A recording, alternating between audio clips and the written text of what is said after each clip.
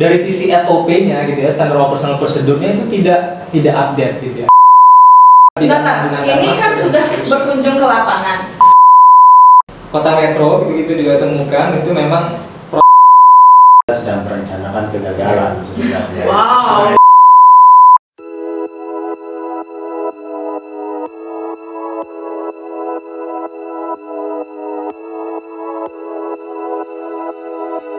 ya seperti tadi saya sampaikan ya, bahwa ada dua substansi gitu yang kita jadikan tema kajian di Perwakilan Lampung itu ya. Pertama itu terkait dengan pelaksanaan vaksinasinya.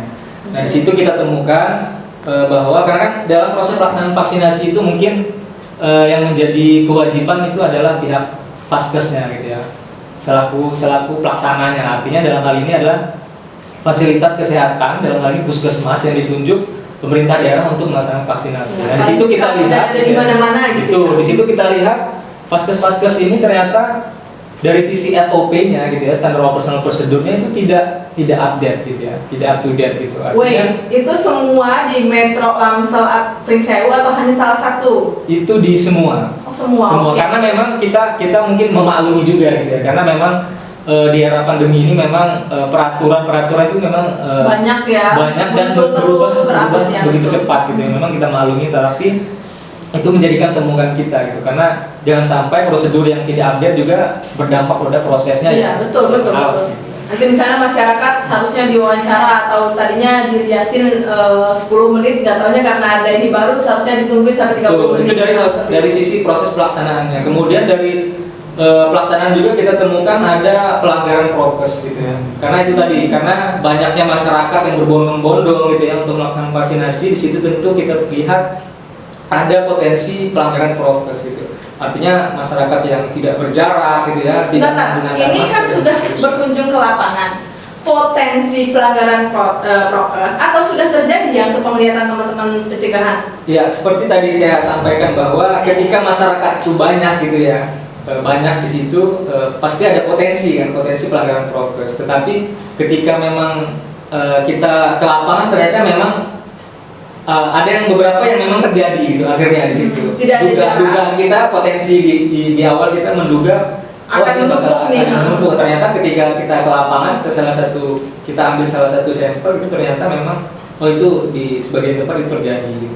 Yang paling banyak terjadi apa? Apakah tidak memakai masker di dagu atau jaraknya karena nggak ada? Kebanyakan jarak itu yang menumpuk, dan kemudian malah fasilitas kesehatan selaku penyelenggara juga tidak menyediakan alat cuci tangan gitu dan seterusnya. Itu kan nggak ada petugas yang jaga kok. Apa misalnya dari situ ada Pol PP misalnya ikut membantu? Itu ditemukan nggak? Ada yang seperti itu, ada yang bagus nggak? Misalnya sama sekali ditemukan masyarakatnya itu berjarak, ada petugas yang mengatur antrian, ada nggak sih yang bagus gitu? Salah satu puskesmas aja. Yang bagus tentu ada ya, yang bagus ada. Ketika itu memang prosesnya itu memang dilakukan secara matang gitu ya. Artinya proses perencanaan itu memang matang gitu. Memang seperti di mana? Kita lihat misalkan di Kota Metro gitu juga temukan itu memang prosesnya itu memang ya sudah beberapa puskesmas sudah menjalankan gitu. Akan tetapi ada juga yang memang prosesnya itu memang sudah istilahnya udah carut marut lah gitu. Karena memang ya tadi itu memang ada beberapa daerah kan yang membuat kebijakan vaksinasi itu misalkan seperti membentuk pos-pos pelayanan gitu ya. Nah, pos-pos pelayanan itu yang memang kita lihat malahan berpotensi gitu ya, Daerah mana sih, jangan beri data, dia mah takut banget spill ya. Daerah mana sih yang buat pos-pos tadi, di daerah mana untuk yang buat pos? Kalau untuk pos pelayanan itu kan mungkin hampir seluruh pemerintah daerah itu membentuk ya. Oke. Yang ditemukan carut marut banget deh di daerah mana? Kita temukan di waktu itu di Lampung Tengah juga, memang di proses pendeteksiannya mungkin ya, memang kita temukan di situ ada penumpukan, kemudian di daerah lain juga di Lampung Selatan gitu ya. Walaupun memang semakin kesini memang kami juga kan memperhatikan semakin baik juga gitu kan, seperti kayak cuma memang pada saat itu menemukan kurang siap karena jadi masyarakatnya jadi masih menumpuk ya. Dan ini ingat disclaimer, bukan cuma mungkin ini terjadi di Lampung Tengah, Lampung Selatan, tapi bisa jadi terjadi di tempat lainnya juga. Makanya perlu ketika pemerintah daerah tuh mengadakan pos-pos khusus vaksinasi, sudah ada petugas yang siap, baik petugas medisnya maupun petugas pengamannya. Kira-kira begitu ya, Pak Burhan ya. Oke. Ada lagi sih Mbak. Oh masih ada kajian debat. Nanti baru proses pelaksanaan vaksinasi ya. Jadi kalau Nah, kita ini kuliah udah S1 udah selesai, S2 lanjut. Iya, Oke, memang. selanjutnya apa lagi hasilnya? Satu lagi terkait dengan pengelolaan limbah ya. Pengelolaan limbah ini kan jadi hal yang cukup urgent juga kami lihat, walaupun memang nggak begitu penting mungkin ya.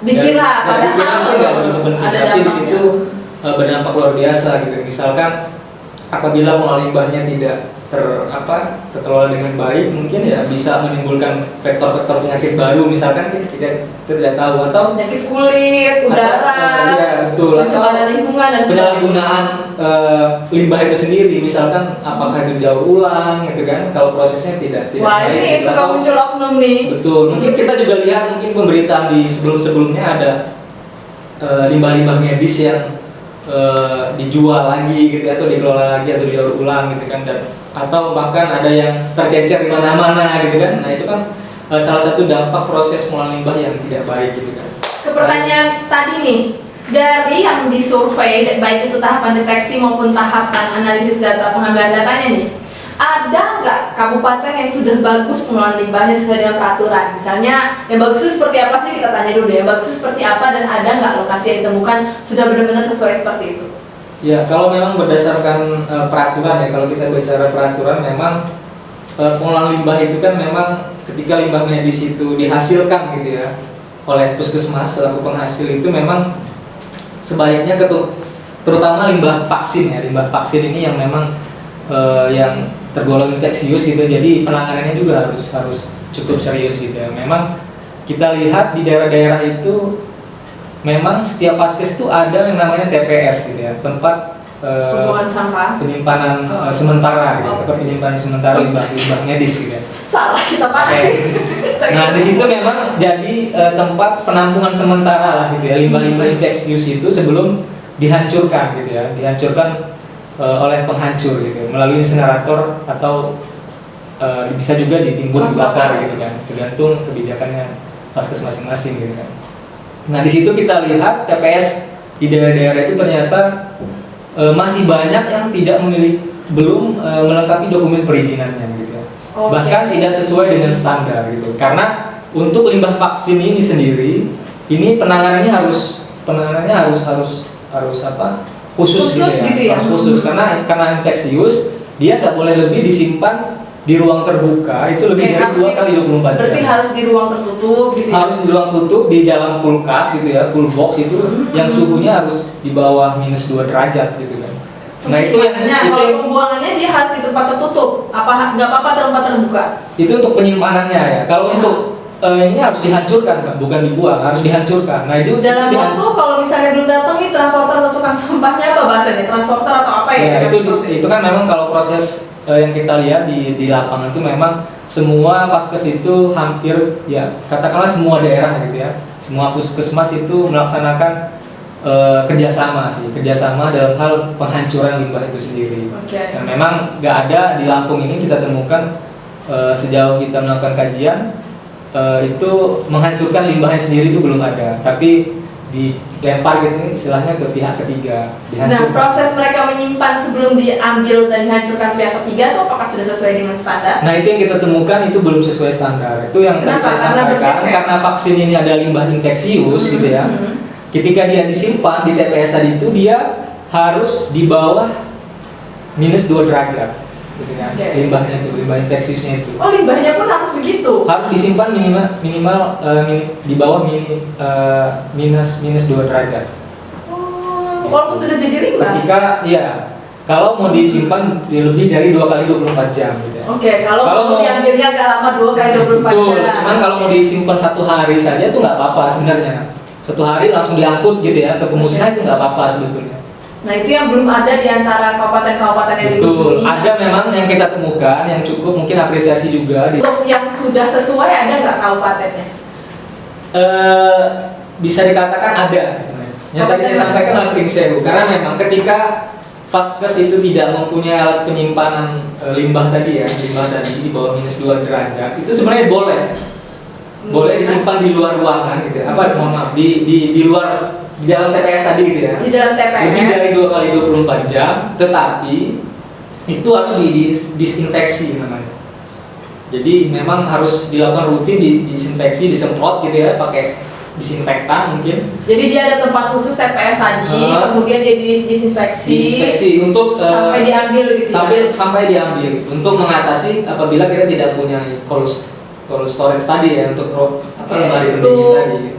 Nah, itu sudah dilakukan oleh beberapa vaskes di Pringsewu gitu ya. Keren. Berarti tadi kan kalau Metro katanya sudah melakukan sesuai dengan menjaga jarak dan sebagainya. Jadi pelaksanaan vaksinasi Metro termasuk yang bagus gitu ya, sudah diatur masyarakatnya menjalankan prokes, petugasnya siap. Kalau Pringsewu tadi terkait dengan limbahnya juga mereka melakukan sesuai dengan prosedur, misalnya ada TPS kemudian disinfeksi. Oke, itulah intinya ya. Bagus. Nah, sekarang pertanyaannya, apakah di kabupaten Bapak Ibu sudah tersedia tempat seperti itu? Jangan kemana-mana, udah kayak apa aja. Tapi ingat, apa yang ditemukan tim pencegahan maladministrasi ini namanya adalah potensi maladministrasi. Bisa jadi terjadi di kabupaten lainnya di Provinsi Lampung maupun di luar Provinsi Lampung. Maka dengan adanya podcast ini, kita harapkan bisa kembali lagi nih ke aturan. Apakah sudah sesuai cara penyimpanan dan penghancuran limbah vaksinnya, apakah sudah sesuai proses pelaksanaan vaksinnya, apakah jangan-jangan nih kabupaten-kabupaten yang ada di Provinsi Lampung ini malah nggak punya data siapa yang udah divaksin, siapa yang belum. Ada nggak temuan kayak gitu? Sempat ada ditanyakan nggak sih, misalnya di Kabupaten Ani, Bapak Ibu sudah punya belum daftar nama berapa nih, jangan berapa, siapa yang sudah vaksin, siapa yang belum tuh ada nggak? Memang kalau kita lihat kayak dengan pendataan mana yang belum, mana yang sudah gitu ya, memang itu kita lihat belum ada gitu ya. Bukan bener, ceritanya gue. Ya, karena kita lihat di situ namanya untuk mendeteksi itu sebenarnya agak rumit gitu ya, karena aplikasi yang disiapkan oleh pemerintah itu memang yang namanya Piker gitu ya, Piker yang dipegang oleh setiap vaskes itu dia hanya mendata mana yang akan vaksin gitu ya, mana yang akan vaksin. Oke. Baru yang angka. Ya.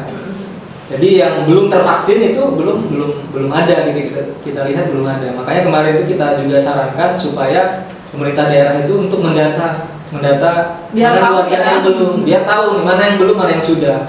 Jadi ketika ada vaksin datang gitu dari pusat, itu pemerintah daerah itu udah punya strategi nih, gitu. Mana dulu yang mau divaksin gitu ya.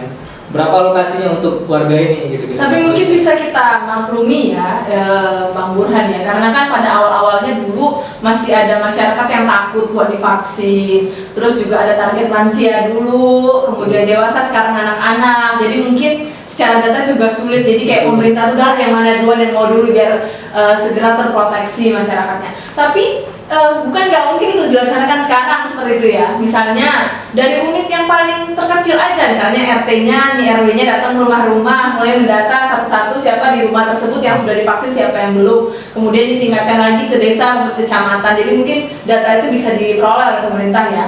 Nah, ini saran yang bagus juga nih, biar bisa dilakukan oleh pemerintah daerah. Ini podcastnya sebenarnya nggak cuma buat Ombudsman Kiai dan Atu, bisa untuk pemerintah daerah juga nih secara nggak langsung, karena tadi potensi maladministrasi ini bisa terjadi di daerah manapun.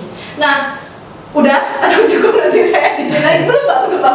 Iya, sebenarnya ada beberapa lagi. Oke, tapi intinya itulah ya, terkait dengan pelaksanaan. Ada yang SOP-nya belum terbentuk, belum update, kemudian prokesnya ada yang belum dilaksanakan, dan pengelolaan limbahnya. Sebenarnya limbah ini kalau orang mikir sampah gitu ya, tapi kan itu sangat berbahaya ya, karena banyak sekali limbah yang bisa mengakibatkan, contoh di limbah kertas, dikira nggak ada efeknya, ada, karena kan mengandung bahan-bahan yang berbahaya bagi tubuh kan. Bahkan saya pernah melihat salah satu video dokumentari yang memang berbasis ilmiah. Limbah itu bisa berakibat pada kesehatan tubuh, bahkan bisa menyebabkan kanker seperti itu. Nah, hal tersebut yang mungkin dilihat udahlah, yang penting udah targetnya udah divaksin nih, yang penting dibuang. Nah, itu yang harusnya menjadi perhatian. Hal kecil bisa berdampak besar seperti itu. Nah, dari Pak Hendi, Abang, Pak Hendi dia kalau Pak takutnya tua gitu, biar kita tetap muda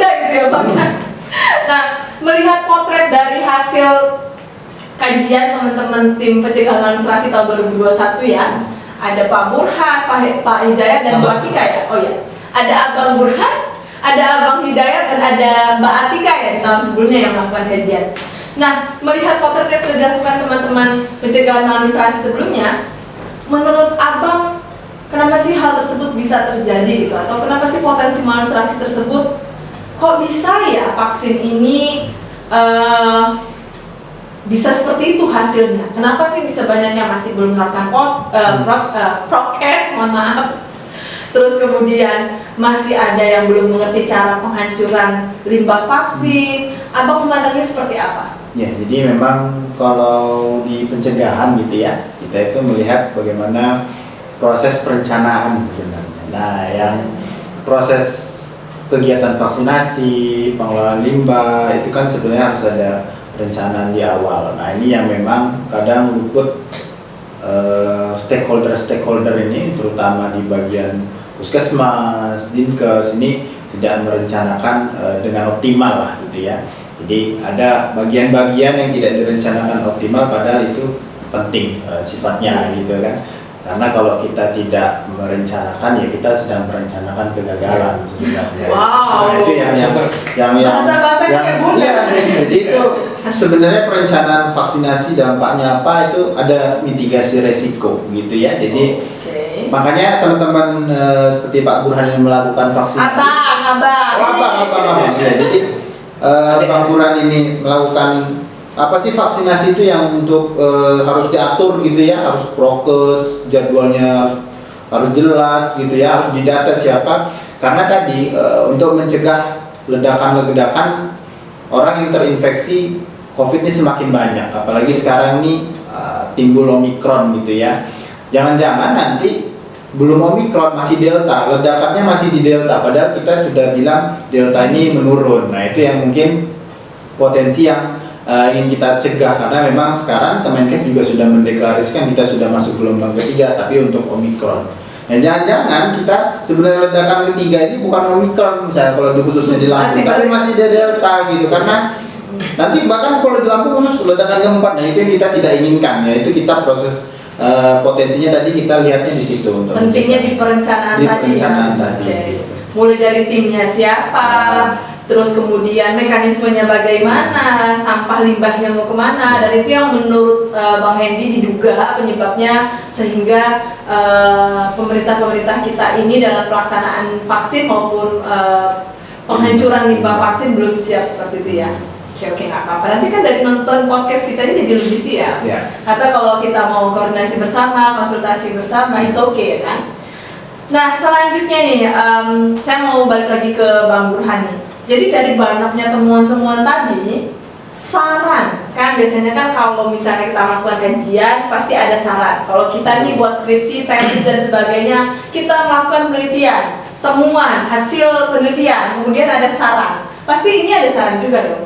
Apa saran dari teman-teman Kesadaran Pencegahan Maladministrasi tahun 2021 kepada pemerintah yang telah dilakukan kajian? Ya, memang perlu saya sampaikan terlebih dahulu ya. Dasar dari kajian ini kan kemudian keluarnya adalah saran gitu ya. Saran tentu kalau saran itu pasti yang namanya saran gitu ya, mungkin pemerintah daerah mungkin melihatnya, menganggapnya oh ini namanya saran bisa dilaksanakan bisa enggak gitu. Tetapi harapan Ombudsman mungkin tidak seperti itu gitu ya. Harapannya ya bisa dilaksanakan karena ini menyangkut istilahnya kemaslahatan umat gitu ya. Manusia gitu kan. Apalagi tentang kesehatan gitu kan, kesehatan gitu. Apalagi ya tergantung political will dari pemerintah daerahnya lah gitu kan. Memang ada beberapa saran atas hasil dari analisis Ombudsman waktu itu adalah